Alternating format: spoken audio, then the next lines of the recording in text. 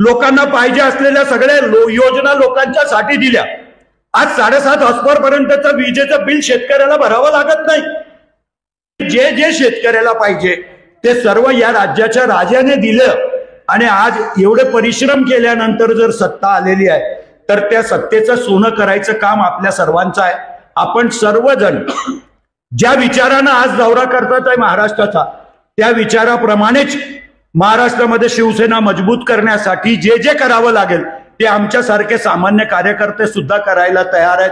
भविष्यामध्ये सुद्धा आपण जो आदेश द्याल तो आदेश नंदुरबार जिल्ह्याची जनता पाळेल असं एक वचन इमानदारीने आपल्याला देतो।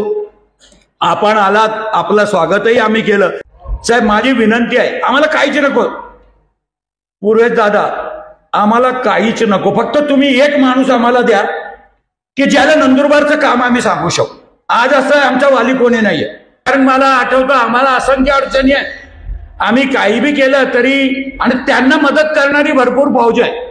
आम्हाला मदत करणारे फक्त 2च नेते आहेत, एकनाथ शिंदे साहेब आणि श्रीकांत शिंदे साहेब। पण नंतर एक टीम वर्क सांगा की ज्यांनी आम्हाला पैसा बिसा काही नको, आम्ही परमेश्वराने चटणी भाकरीवरच आमच्या निवडणुका पार करून दिलेल्या आहेत। मुरगुड्यावर निवडणूक लढणारे लोक आहोत, पण फक्त सत्तेमध्ये आम्हाला साथ दिली पाहिजे।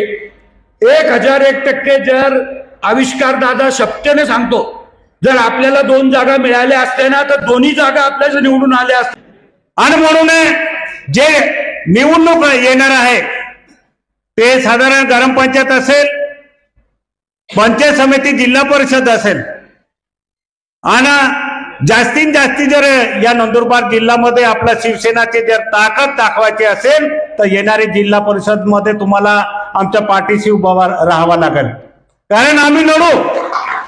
आम्ही कोणती गोष्टीला घाबरत नाही, ते गोष्ट तेवढी सत्य आहे। आणि म्हणून मला विधानसभाचा आमदार निवडून दिला आहे लोकांनी, कारण माझ्या मागे एवढी ताकद लावली होती। काय करू नये, चंदू भैयाचा माणूस उभा आहे, हा कसं पडायला पाहिजे, मी उभा आहे असं नाही, आमच्या पाडी उभा आहे असं नाही, चंदू भैयाचा माणूस उभा आहे। आणि म्हणून जे ताकद त्याने लावली त्याच्यापेक्षा चांगली ताकद भैया साहेबांनी ते रचना केली आणि मग तुमच्या पार्सल इकडे पाठवून दिलं।